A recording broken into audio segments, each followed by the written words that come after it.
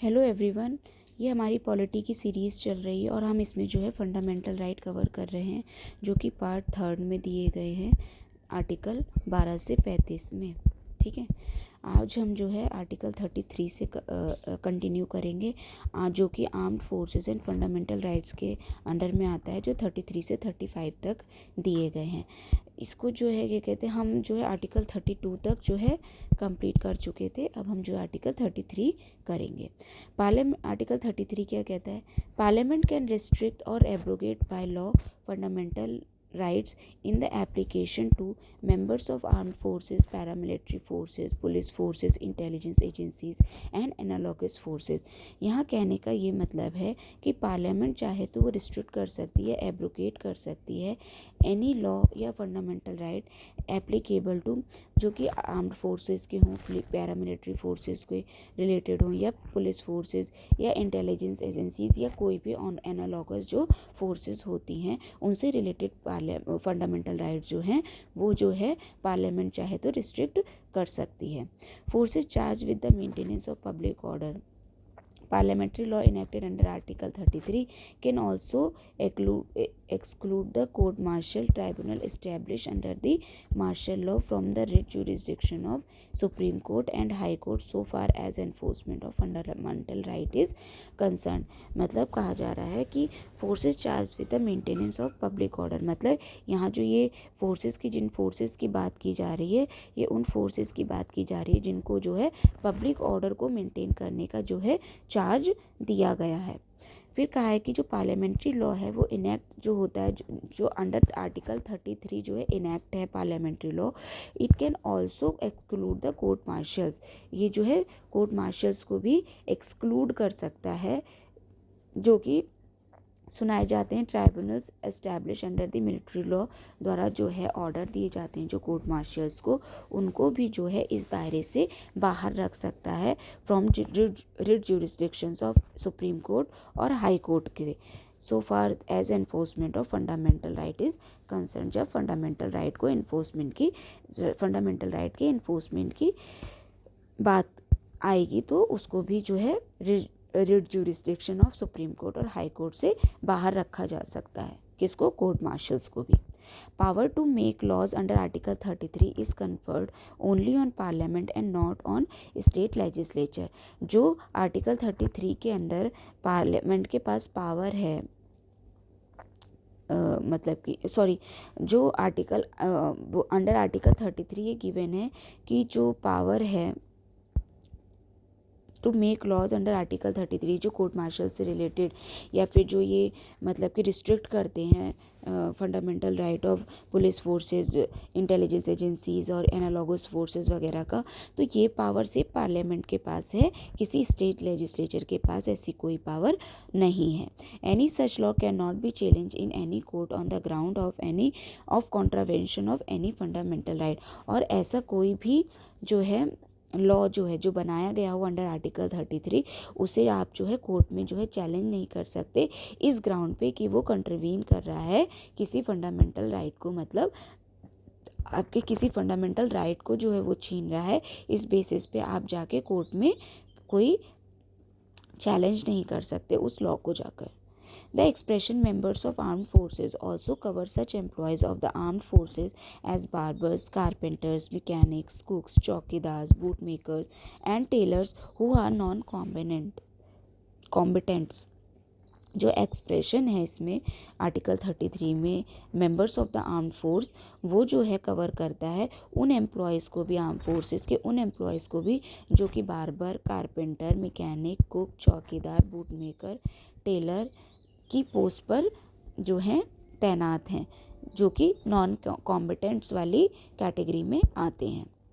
फिर आर्टिकल 34 क्या कहता है? When martial law is in force in any area within the territory of India the fundamental rights can be restricted. जब martial law under article 34 में martial law के बारे में बात की गई है, कहा गया है कि जब मार्शल लॉ कंट्री में किसी मतलब कंट्री के किसी पार्ट में या पूरी कंट्री पर जो है with in territory of India जो है लागू होगा, तो फंडामेंटल राइट्स को जो है रिस्ट्रिक्ट किया जा सकता है। ये वाला कॉन्सेप्ट जो है बोरो किया गया है इंग्लिश कॉमन लॉ से। फिर martial law literally means military rule. Martial law का मतलब क्या होता है? इसका मतलब होता है डायरेक्टली सिंपल कि कोई मिलिट्री रूल करने लगी है। It refers to a situation where civil administration is run by the military authorities according to their own rules and regulation framed outside the ordinary law.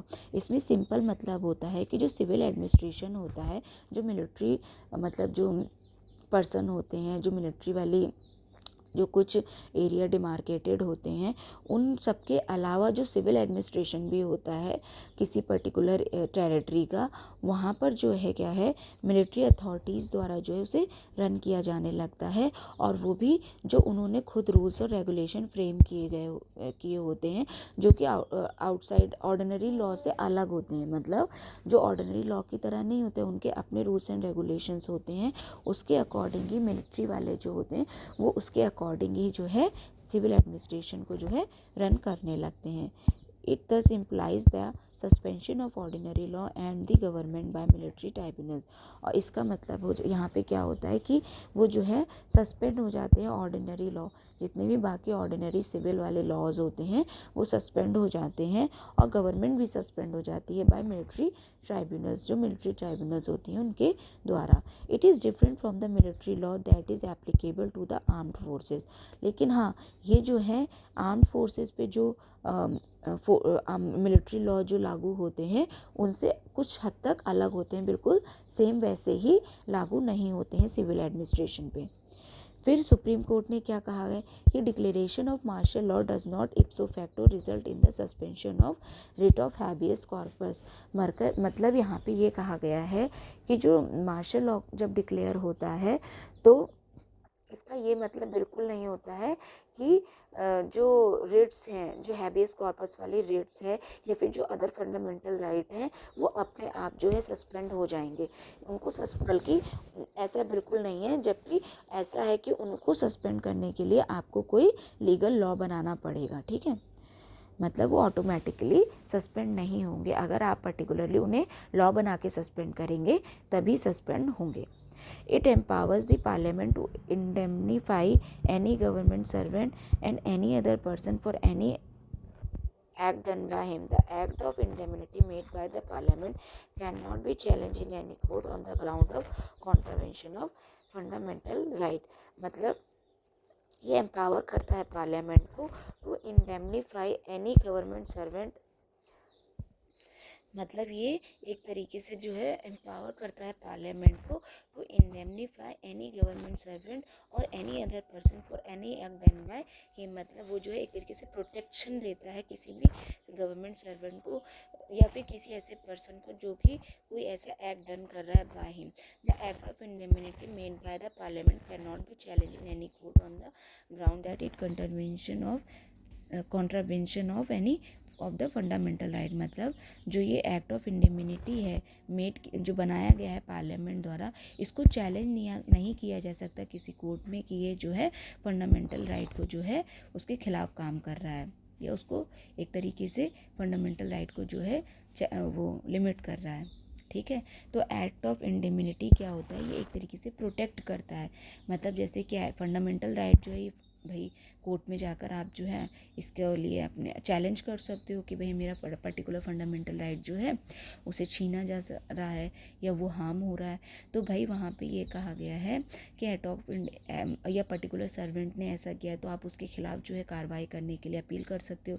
तो यहाँ पर जो है उन्हें एक तरीके से प्रोटेक्शन दी जा रही है कि भाई वो प्रोटेक्टेड हैं। अगर वो कोई जो है कोर्ट मार्शल के टाइम पर कोई भी काम ऐसा करते, जैसे मिलिट्री पर्सनस हैं, अगर मान लो उन्हें लगता है तो उन्होंने मान लो किसी को गोली मार दी अगर, ठीक है, आप कोई बात नहीं सुन रहे हो कोर्ट मार्शल के दौरान, आप कुछ ऐसा कर रहे हो कि जो मतलब उन्हें लग रहा है कुछ संदिग्ध सा महसूस हो रहा है, और अगर उन्होंने आपके खिलाफ़ कोई एक्शन ले लिया उस टाइम पर, ठीक है, तो भाई वो ये है कि वो जब उस टाइम पे जो किया गया काम होगा, ठीक है, कोर्ट मार्शल के टाइम पर, तो उसको आप कोर्ट में चैलेंज नहीं कर सकते भाई बंदे को कि भाई इसने जो है क्या कहते कोर्ट मार्शल मतलब पर्टिकुलर क्राइम किया है जो पर्टिकुलर किसी गवर्नमेंट ऑफिस में है, पोस्ट पर है, या ऐसी किसी पर्सन पर जिस पर ऐसी कोई ड्यूटी दी गई है मेंटेन करने की कोर्ट मार्शल के टाइम पर, उसको जो है तो ये कहा गया है कि भाई वो फिर जो एक्ट उस टाइम पे उनके द्वारा जो है डन किए जाएंगे,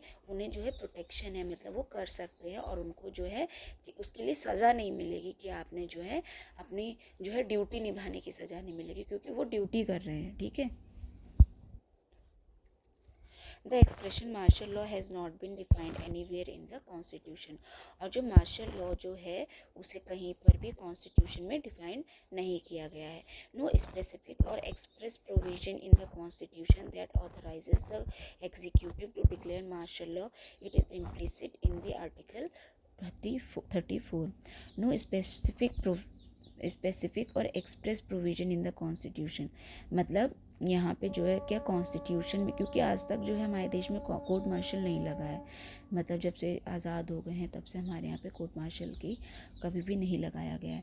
तो भाई इसके लिए जो है स्पेसिफिक और एक्सप्रेस प्रोविज़न नहीं दिए गए हैं कॉन्स्टिट्यूशन में जो ऑथराइज करें एग्जीक्यूटिव को to declare martial law. It is implicit in article 34। ये सिर्फ आर्टिकल 34 में जिस तरीके से दिया गया है उसी के अकॉर्डिंग इम्प्लिसिट है, बाकी कहीं पर भी कॉन्स्टिट्यूशन में इसको स्पेसिफिकली एक्सप्रेस प्रोविज़न नहीं रखे गए हैं इसके लिए। फिर डिफरेंस बिटवीन मार्शल लॉ और नेशनल इमरजेंसी क्या होता है। मार्शल लॉ में क्या होता है, अफेक्ट ओनली फंडामेंटल राइट। ये जो है किसी सिटीज़न के या किसी इंसान के जो है सिर्फ फंडामेंटल राइट को इफ़ेक्ट करता है, जबकि नेशनल इमरजेंसी जो है it affects not only fundamental right but also the centre state relation, distribution of revenues, legislative power between centre state and may extend the tenure of the parliament. और जो national emergency है, अच्छा यहाँ पे martial और national emergency के बारे में डिफ्रेंसिएशन दिया गया है। तो इसमें कहा गया है कि जो मार्शल लॉ है वो फंडामेंटल राइट्स को सिर्फ इफेक्ट करता है, ठीक है, और जो नेशनल इमरजेंसी है वो सिर्फ फंडामेंटल राइट को ही नहीं बल्कि सेंटर स्टेट के रिलेशन को, जो डिस्ट्रीब्यूशन हो रहा है बिटवीन रेवेन्यूज़ बिटवीन स्टेट और सेंटर में जो रेवेन्यूज़ का डिस्ट्रीब्यूशन हो रहा है, जो लेजिस्लेटिव पावर है बिटवीन सेंटर और स्टेट में extend the tenure of the parliament, इन सब पर लागू होने के साथ साथ ये जो है पार्लियामेंट का जो टेन्योर है उसे भी आगे बढ़ा सकता है। मान लो नेशनल इमरजेंसी जो है लागू हो रखी है देश पे, ठीक है, या किसी हिस्से पे, तो भाई उस टाइम पर मान लो इलेक्शन करवाना जो है उतना आसान नहीं है, पॉसिबल नहीं है, तो फिर भाई ऐसे केसेस में क्या है, जो पार्लियामेंट है उसका जो है टेन्योर बढ़ाया जा सकता है। मान लो इमरजेंसी लगी हुई है, नेशनल इमरजेंसी, और उसी टाइम पे पार्लियामेंट का टेन्योर जो 5 साल वाला है वो भी पूरा हो रहा है, तो भाई अगर सरकार चाहे, उसको ऐसा लगता है पार्लियामेंट को, तो वो अपना टेन्योर जो है वो 1 साल के लिए बढ़ा सकते हैं, ठीक है, एक बार में। फिर it suspends the government and ordinary law codes. जो ये है मार्शल लॉ, इसके अंडर में गवर्नमेंट और ऑर्डिनरी लॉज कोड जो होते हैं, ऑर्डिनरी लॉ के जो कोड होते हैं वो दोनों ही सस्पेंड हो जाते हैं, जबकि इसमें जो है गवर्नमेंट और ऑर्डिनरी लॉज ऑफ कोड जो हैं वो जो है कंटिन्यू रहते हैं। इसमें क्या, impose to restore the break down of law and order due to any reason. ये जो है इम्पोज किया जाता है ताकि रिस्टोर किया जा सके जो ब्रेक डाउन ऑफ लॉ है, जो लॉ का ब्रेक डाउन हो गया है, किसी लॉ का ब्रीच हो गया है, किसी लॉ का उल्लंघन हो गया है, and order due to any reason, या फिर किसी ऐसे ऑर्डर का जो है उल्लंघन हो गया है किसी भी रीज़न से, तब इसे इम्पोज किया जाता है उनको रिस्टोर करने के लिए। फिर it continue the governments and ordinary law codes, अच्छा ये हो गया था, impose only on 3 ground, war, external aggression, armed rebellion. मतलब इसको जो है सिर्फ 3 बेसिस पे इम्पोज किया जा सकता है, 3 ग्राउंड्स पे इम्पोज किया जा सकता है। अगर देश में कहीं किसी के साथ हम वॉर में हैं, या कोई एक्सटर्नल एग्रेशन की आशंका हो रही है या उसी टाइम पे हो रहा है, या फिर आर्म्ड रिबेलियन हुई है, तो भी इसे इम्पोज किया जा सकता है किसी नेशनल इमरजेंसी को। फिर no specific provision in the constitution, it is implicit. और मार्शल लॉ को लेके कोई जो है स्पेसिफिक प्रोविजंस जो है कॉन्स्टिट्यूशन में नहीं दिए गए हैं, इट इज़ इम्प्लिसिट है, जबकि जो नेशनल इमरजेंसी है उसके लिए डिटेल्ड और स्पेसिफिक प्रोविजन जो है कॉन्स्टिट्यूशन में दिए गए हैं और इट इज़ एक्सप्लिसिट है। एक्सप्लिसिट का मतलब है कि कुछ जो है ऐसा state something clearly and directly stated leaving no room for interpretation और एम्बिग्विटी।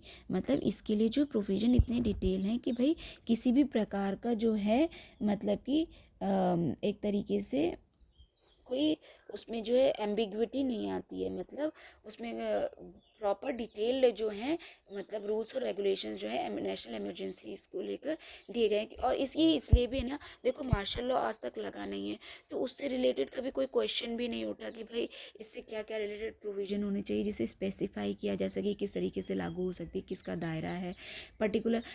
लेकिन नेशनल इमरजेंसी जो है वो हमारे देश में लग चुकी हैं, ठीक है, नेशनल इमरजेंसी। तो उस टाइम पर जो है फिर उनसे रिलेटेड भाई जब क्वेश्चन उठे तो उनको जो है फिर कोर्ट द्वारा जो है क्लियरली डिफाइंड भी किया गया। ऐसी कोई सिचुएशन यहाँ पर है नहीं तो इसको फिर इस तरीके से डिफाइंड भी नहीं किया गया है। फिर आर्टिकल 35 क्या कहता है? Article 35 it lays down that the power to make laws and to give effect to certain specific fundamental rights। ये जो है ले डाउन करती है power to make laws and to give effect certain specific fundamental right shall vest only in parliament। सिर्फ वो parliament के पास है। मतलब जो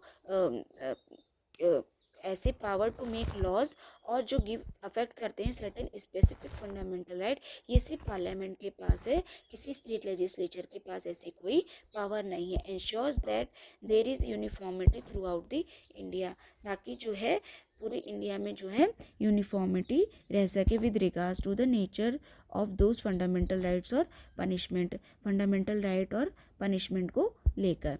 parliament shall have and legislature state shall not have power to make laws with respect to.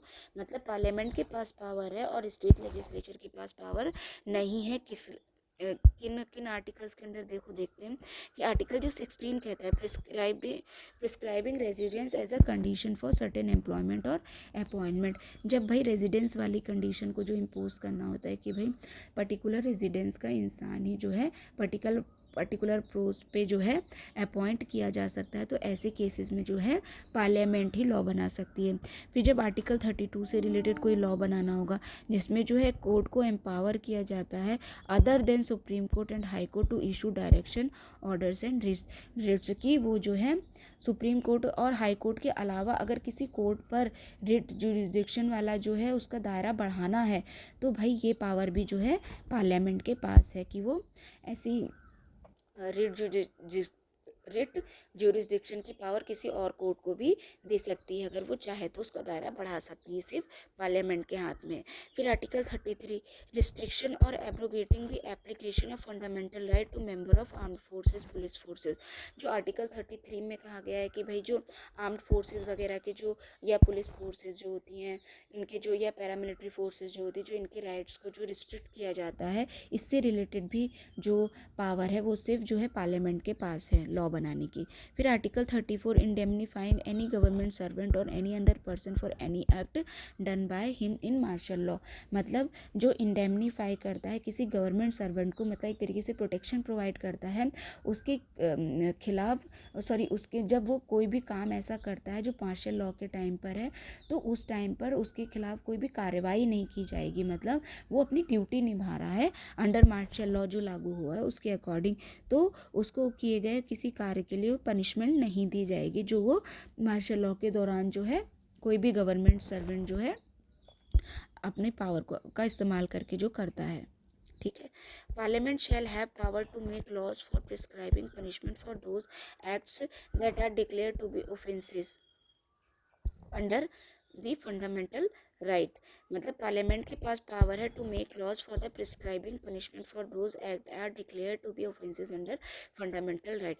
Fundamental right के under में उनको declare करने के अंडर में जब भी कोई ऐसा पनिशमेंट मतलब प्रिस्क्राइब किया गया है किसी को कि मतलब कि फंडामेंट क्या कहा गया यहाँ पे देखो, पार्लियामेंट के पास होल सोल पावर है to make laws for prescribing punishment, punishment देने का अधिकार से रिलेटेड जो पावर है लॉ बनाने की वो पार्लियामेंट के पास है, उन एक्ट्स के लिए जो कि फंडामेंटल राइट जो कि डिक्लेयर किए गए हैं ऑफेंसेस अंडर फंडामेंटल राइट के अंदर में जिन्हें ऑफेंस डिक्लेयर किया गया है, उससे रिलेटेड पनिशमेंट देने का अधिकार सिर्फ पार्लियामेंट के पास है। ऐसे कौन से जो ऑफेंसेस है उनकी बात हो रही है। आर्टिकल 17 में जो अनटचेबिलिटी की बात की गई है, मतलब जो छुआछूत वाला जो एक तरीके से जो उसमें दिया गया है कि भाई इसको इस प्रैक्टिस को कोई फॉलो नहीं करेगा, तो अगर कोई फॉलो करता है तो उसे पनिश करने का जो अधिकार है वो पार्लियामेंट के पास है।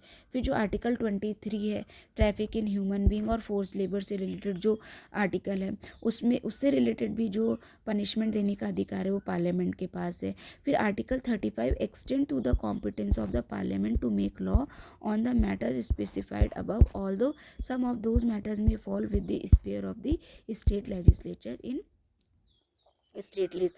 मतलब इसमें कहा गया है कि पार्लियामेंट के पास लॉ बनाने का ऑन द मैट जो अब ये वाले जो आर्टिकल्स वगैरह दिए गए हैं जैसे 16, 32, 33, 34, फिर 17, 23, तो इन सब से रिलेटेड जो लॉ बनाने का मैटर जो इसमें स्पेसिफाइड हैं, उसमें कुछ ऐसे मैटर्स हैं जो स्टेट लिस्ट में आते हैं और वो जो है स्टेट जो है उन पर जो है लॉ बनाती है, लेकिन फिर भी जो है इसमें जो है कॉम्पिटेंस पावर जो है वो पार्लियामेंट की है। ठीक है, extend the competence of the parliament to make law matter specified above इससे रिलेटेड जो है सारे पावर जो है पार्लियामेंट के पास है, जबकि इसमें से कुछ मैटर जो है वो फॉल होते हैं स्टेट लेजिस्लेचर की स्टेट लिस्ट के अंडर में, तब भी जो है ये पावर जो है पार्लियामेंट को दी गई है। फिर एक्सेप्शंस क्या है फंडामेंटल राइट को लेकर। Their scope of operation of fundamental right is limited by under article 31A में क्या कहा गया है, saves 5 categories of law from being challenge for contravention of fundamental right conferred by article 14 and article 19। मतलब ये जो है जो 5 कैटेगरीज के लॉज हैं उन्हें जो है सेफ गार्ड प्रोवाइड करता है ताकि उन्हें चैलेंज ना किया जा सके कोर्ट में कि वो जो है फंडामेंटल राइट को जो है कॉन्ट्रवीन कर रहे हैं, कुछ ऐसे राइट जो अंडर आर्टिकल 14 और 19 का हवाला देते हुए, मतलब कि आप ये ना कहें कि इन दो राइट्स को जो है वो कॉन्ट्रवीन कर रहे हैं।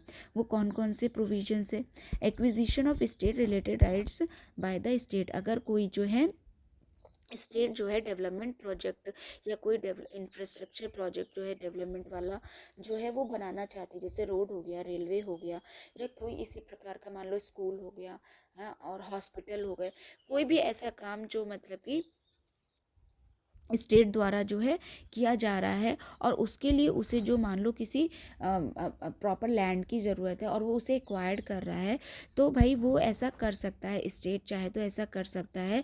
फिर जो आर्टिकल 14 में जो इक्वालिटी का राइट दिया गया और आर्टिकल 19 में जहाँ पे प्रॉपर्टी की बात की गई थी, राइट टू मतलब कि भाई रिसाइड करने का अधिकार है सबको, या फिर अलग अलग प्रोविजंस जो आर्टिकल 19 में दिए गए हैं, ठीक है, रेजिडेंस वाला या कोई ऐसा जो भी आर्टिकल 19 में जो भी प्रोविज़न दिए गए हैं, अगर वो उनका उल्लंघन होता है या फिर आर्टिकल 14 में जो राइट्स दिए गए हैं उसका उल्लंघन होता है, तो भाई तब भी जो है स्टेट के पास ये पावर है कि वो जो है प्रॉपर लैंड को एक्विजाइट कर सकती है, अगर उसको जो है कोई ऐसा काम करना है, मतलब कोई डेवलपमेंटल प्रोजेक्ट या देश हित में काम करना है। Taking over management of properties by the state, वो जो है मैनेजमेंट जो है ले सकती है ऐसी प्रॉपर्टीज़ का जो कि स्टेट के अंडर में आते हैं। फिर एमलगेमेशन ऑफ कॉरपोरेशन, देश हित में वो चाहे तो किसी कॉरपोरेशन का जो है एक तरीके से वो एमलगेट कर सकती है, मतलब उनको जो है कंबाइन कर सकती है। ठीक है, मतलब कि एक दो कंपनीज को मिला के, जैसे दो कॉरपोरेशन है उन्हें मिला के जो है एक नई कंपनी का निर्माण कर सकती है। फिर इसमें क्या दिया गया, एस्टिंग्विशमेंट और modification of rights of directors और शेयर होल्डर्स ऑफ कॉरपोरेशन, और जो है वो जो कुछ डायरेक्टर्स हैं या शेयर होल्डर उनके राइट्स को जो है एक्सटिंग्विश भी कर सकती है, ख़त्म भी कर सकती है, ठीक है, कॉरपोरेशन के जो शेयर होल्डर या डायरेक्टर्स हैं। फिर एक्सटिंग्विशमेंट और मॉडिफिकेशन ऑफ माइनिंग लीसेस, अगर किसी को माइनिंग लीसेस के से रिलेटेड जो है राइट दिए गए हैं तो उन्हें भी सरकार पार्लियामेंट चाहे तो ख़त्म कर सकती है, स्टेट गवर्नमेंट चाहे तो उन्हें भी मॉडिफाई कर सकती है, एक्सटिंग्विश कर सकती है। फिर आर्टिकल 31B में क्या कहा गया है? आर्टिकल 31B जो है सेव करता है act and regulation included in 9 schedule. 9 schedule में जो कुछ एक्ट्स वगैरह दिए गए हैं या रेगुलेशन दिए गए हैं उनसे रिलेटेड जो है रेगुलेशन वगैरह जो है ये बनाते हैं। ये फर्स्ट अमेंडमेंट जो 1951 का आया था तब ये जो है ऐड किया गया था। इसको जो है चैलेंज होने से रोका जाता है कि ये फंडामेंटल राइट को कॉन्ट्रीब्यूट कर रहा है। मतलब जो है फर्स्ट अमेंडमेंट हुआ था जो 1951 में, उसके द्वारा जो है 9 शेड्यूल जो है ऐड किया गया था। और इसमें जो इससे रिलेटेड जो ये लोग प्रोविज़न या लॉ या एक्ट बनाते हैं या रेगुलेशन इंक्लूड कर लेते हैं जो 9 शेड्यूल में, तो उसे भी चैलेंज नहीं किया जा सकता कि फंडामेंटल राइट को वो कॉन्ट्रीब्यूट कर रहा है। SC आयरो कोएलो सुप्रीम कोर्ट ने जो आयर कोएलो केस था 2007 का, इसमें कहा था कि भाई इसमें जो है ब्लैंकेट इम्यूनिटी नहीं दे रखी है जुडिशियल रिव्यू को लेकर जो लॉज इंक्लूड हुए हैं 9 शेड्यूल में, ठीक है। मतलब इसमें क्या कहा गया है, देखो जो 9 शेड्यूल था ना उसमें ये था कि भाई पहले ये जब ये एक्विजिशन वाला आया ना कि भाई लैंड एक्विसाइट करना है या किसी की प्रॉपर्टी एक्विसाइट करनी है, भाई किसी के हाथ में इतना सारा लैंड है एक के हाथ में इलीगली तरीके से, उनको जो है एक तरीके से इक्वली डिस्ट्रीब्यूट करना है। तो उस टाइम पे ना सरकार को कुछ दिक्कतें हो रही थी, वो ऐसा काम जो है कर नहीं पा रही थी अपनी मर्जी से, क्योंकि भाई लोग जो है राइट टू प्रॉपर्टी को लेके कोर्ट में पहुंच जाते थे, उसको चैलेंज कर देते थे, फिर कोर्ट को जो है उनके हक में फैसला सुनाना पड़ता था। तो सरकार इससे बड़ी परेशान थी। तो उन्होंने क्या करा कि 9 शेड्यूल लेकर आए। उन्होंने कहा कि जो 9 शेड्यूल में हम एक्ट और रेगुलेशन को बना के जब हम 9 शेड्यूल में इंक्लूड कर देंगे तो उसे फिर जो है उसका जुडिशियल रिव्यू नहीं किया जा सकता, उसे कोर्ट में चैलेंज नहीं किया जा सकता कि भाई ये जो है किसी फंडामेंटल राइट को जो है का उल्लंघन कर रहा है। लेकिन जब 2007 में जो है आयर कोएलो केस आया तो उसमें ये कहा गया जो 9 शेड्यूल में आप एक्ट और लॉ डाले जा रहे हैं गवर्नमेंट के द्वारा या पार्लियामेंट के द्वारा, तो भाई उसको जो है ब्लैंकेट इम्यूनिटी नहीं है जुडिशियल रिव्यू से, वो जो है जुडिशियल रिव्यू के लिए ओपन रहेंगे, जो कि सुप्रीम कोर्ट द्वारा या अलग कोर्टों द्वारा जो किया जाता है।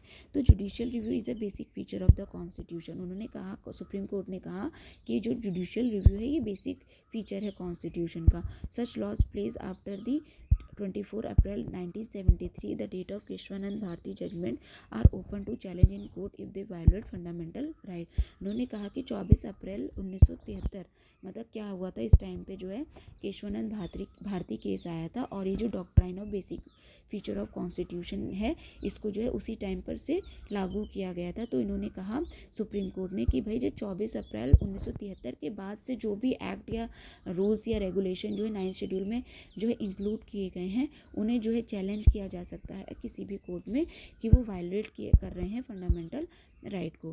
फिर आर्टिकल 31C क्या कहता है, no law that seeks to implement the socialist DPSP specified in article 39B और 39C shall be void on the ground of contravene of fundamental right conferred under article 14 और अंडर आर्टिकल 19। मतलब कोई भी law जो है जो implement socialist DPSP है जो कि आर्टिकल 39B में दिया गया और 39C में दिया गया है, उसको लागू करने के लिए अगर कोई लॉ सरकार बनाती है तो उसे इस ग्राउंड पे जो है मतलब गलत नहीं ठहरा जाएगा कि वो फंडामेंटल राइट जो अंडर आर्टिकल 14 या अंडर आर्टिकल 19 दिए गए हैं उनको जो है क्या कहते हैं चैलेंज कर रहा है। और आर्टिकल 39B है क्या चीज़, आर्टिकल 39B जो है वो डायरेक्टिव प्रिंसिपल ऑफ पॉलिसी है जिसमें ये मैंडेट किया गया है कि जो स्टेट है वो जो है कम्युनिटी मटेरियल रिसोर्सेज हैं उसको जो है कॉमन पीपल में इक्वली डिस्ट्रीब्यूट करने की कोशिश करेगा ताकि उसको जो है उसका लाभ जो है वो सभी को मिले। और जो 39C है उसमें कहा गया है कि भाई कोई भी मतलब पर्सन जो है कंसंट्रेशन ऑफ मतलब ये प्रिवेंट करता है किसी भी प्रकार की concentration of wealth means of production that could harm the common welfare. तो भाई इन दोनों से रिलेटेड अगर जो है कोई भी डीपीएसपी को लागू करने के लिए, इन दोनों डीपीएसपीस को लागू करने के लिए अगर जो है गवर्नमेंट कोई लॉ या कोई रेगुलेशन लेकर आती है, कोई एक्ट लेकर आती है, तो उसे जो है आर्टिकल 19 और 14 का उल्लंघन नहीं माना जाएगा। फिर राइट आउटसाइड पार्ट थर्ड कौन कौन से है? आर्टिकल 265 जो कि पार्ट 12 में दिया गया है कि no tax shall be levied और collected except by the authority of law. मतलब ही किसी भी प्रकार का टैक्स जो है ना ही इम्पोज किया जाएगा और ना ही कलेक्ट किया जाएगा बिना किसी लॉ को बनाए हुए, मतलब लॉ के अकॉर्डिंग ही कोई टैक्स जो है कलेक्ट किया जा सकता है। फिर आर्टिकल 300A जो कि पार्ट 12 में दिया गया है, ये क्या गया है? No person shall be deprived of his property save by the authority of law. अगर किसी प्रॉपर्टी को जो है, प्रॉपर्टी का राइट है किसी पर्सन पे और उसे जो है अथॉरिटी ऑफ लॉ द्वारा जो है सेव किया गया है, तो भाई उसे जो है अपनी प्रॉपर्टी से यूं ही डिप्राइव नहीं किया जा सकता। ठीक है। फिर आर्टिकल 301 जो पार्ट 13 में दिया गया है कि जो ट्रेड और कॉमर्स और इंटरकोर्स है जो कि through out the territory of India shall be free, वो फ्री रहेगा। मतलब एक टेरिटरी से दूसरे टेरिटरी या देश के किसी भी हिस्से से एक हिस्से से दूसरे हिस्से पे जो ट्रेड कॉमर्स और मतलब इंटरकोर्स है उसे जो है फ्री रखा जाएगा। ठीक है। आर्टिकल 326 जो कि पार्ट 15 में है, उसमें कहा गया है कि भाई जो एडल्ट सफ्रेज है, मतलब राइट टू वोट है, वो एक कॉन्स्टिट्यूशनल राइट है और उससे किसी को डिप्राइव नहीं किया जा सकता, वो सबको मिलेगा। मतलब 18 साल से ऊपर के लोगों को जो है वोट करने का अधिकार प्राप्त है। आर्टिकल 61 जो था कॉन्स्टिट्यूशनल अमेंडमेंट 1989 का, इसने जो है जो वोटिंग एज ऑफ इलेक्शन थी उसे पहले जो है वोटिंग एज जो है 21 होती थी, उसे जो है घटाकर 18 कर दिया गया था, ये 61st कॉन्स्टिट्यूशनल अमेंडमेंट एक्ट 1989 के द्वारा। फिर universal declaration of human rights में क्या कहा गया है? The general assembly of united nation on 10 December 1948 announces the 30 rights and freedom that belong to everyone. मतलब उन्होंने जो है 30 राइट ऐसे जो है अनाउंस किए थे जो कि राइट और फ्रीडम अनाउंस किए थे जो कि बिलोंग करते हैं सभी लोगों को जो है इक्वली, मतलब वो मिले हुए हैं under the universal declaration of human rights. ठीक है। ह्यूमन राइट्स के अंडर में उन्हें डिक्लेयर किया गया है। ठीक है। Universal declaration of human rights के अंडर में। फिर आर्टिकल 26 क्या कहता है? यूएन इसी का universal declaration of human right का कि right to free elementary education. Elementary education का जो राइट है वो सबके पास होना चाहिए और फ्री एलिमेंट्री एजुकेशन जो है वो सबको मिलनी चाहिए भाई, क्योंकि भाई किसी की क्षमता ना भी हो तो भी उसे एलिमेंट्री एजुकेशन हक प्राप्त है कि वो इसको जो है प्राप्त कर सकता है। आर्टिकल 27 जो है उसमें क्या कहा गया है? Right to culture participation and protection of intellectual work. मतलब कि किसी को भी जो है कल्चर पार्टिसिपेशन, अपने कल्चर के अकॉर्डिंग जो है कोई पार्टिसिपेट करने का, और प्रोटेक्शन ऑफ इंटेलेक्चुअल वर्क अगर कोई जो है कि अपनी बुद्धि के से अगर कोई ऐसा काम करना चाह रहा है तो जो उसका इंटेलेक्चुअल वर्क है जो उसने खुद किया है, मतलब उसने खुद करने की कोशिश कर रहा है, तो भाई उसको जो है प्रोटेक्शन मिला हुआ है कि भाई उसको जो है मना नहीं किया जाएगा। फिर it promise to all economic, social and political, culture and civic right. ये हर प्रकार का जो है इकोनॉमिक, सोशल, पॉलिटिकल और कल्चर सिविक राइट प्रोवाइड करने का जो है प्रॉमिस करता है for life free from want and fear. ठीक है। Reflect in the principle of fundamental rights और DPSC fundamental duties of preamble में। मतलब ये हर तरह के जो है राइट्स प्रोवाइड करता है लाइफ में ताकि वो फ्री रहें फ्रॉम वांट एंड फियर, मतलब किसी भी प्रकार का उनमें डर ना हो। Reflect principal of fundamental right जो कि फंडामेंटल राइट्स में दिए गए हैं, उनकी प्रिंसिपल को रिफ्लेक्ट करते हैं, या डीपीएसपी है या फंडामेंटल ड्यूटीज़ हैं या प्रीएम्बल की जो भी मतलब दिए गए हैं उनको जो है मतलब एक तरीके से उनकी जो क्या कहते हैं उसको जो रिफ्लेक्ट कर रहे हैं। तो ऐसे लाइफ फ्री है किसी भी प्रकार के डर से। The preamble justice, equality, liberty reflect article 3 of right to life, liberty and security. और जो आर्टिकल 3 है universal declaration of human rights का, वो जो है प्रीएम्बल में जो जस्टिस, इक्वलिटी और लिबर्टी है उससे लगभग सेम है, वो भी सेम जो है राइट प्रोवाइड करता है। फिर DPSP align with article 22 of, जो हमारे यहाँ पे जो डीपीएसपी हैं वो जो है आर्टिकल 22 जो है universal declaration of human rights से उससे रिलेटेड है, मतलब लगभग सेम है, उसी प्रकार के हमारे डीपीएसपी में रखे गए हैं सोशल सिक्योरिटी और जस्टिस को लेकर जो इंश्योर करते हैं। फिर फंडामेंटल ड्यूटीज़ जो है अंडर आर्टिकल 51A दी गई हैं are civic obligation including ensuring education for children age to 6 to 14, मतलब ये एक तरीके से सिविक ऑब्लिगेशंस हैं, मतलब इनको जो है लॉ द्वारा लागू तो नहीं किया गया है, फिर भी ये मॉरल ड्यूटी की तरह है, सिविक ऑब्लिगेशन की तरह है जो लोगों को माननी चाहिए, ठीक है। और ये इंक्लूड करता है क्या, एजुकेशन फॉर चिल्ड्रन, जो कि 6 से 14 साल तक के एजुकेशन की जो बात कही गई है उसमें फ्री और कंपलसरी वो जो है इंश्योर करता है ये फंडामेंटल ड्यूटी आर्टिकल 51 का। उनको जो है सिविक ऑब्लिगेशन, मतलब वो लोग जो हैं उसको मानेंगे ही, जैसे कि आर्टिकल 6 से 14 तक के जो बच्चों की फ्री और कंपलसरी एजुकेशन की जो बात कही गई है वो सिर्फ बात कही नहीं गई है, वो भाई इम्पोज भी करनी है, ये एक आप सिविक ऑब्लिगेशन की तरह लीजिए, ये बात कही गई है इसमें। तो ये आज हमारा जो है फंडामेंटल राइट जो है ये पूरा कंप्लीट हो चुका है। अब जो है हम नेक्स्ट जो है directive principle of state policy next video में शुरू करेंगे। तो अभी हम इसे यहीं पे कंप्लीट करते हैं। Thank you.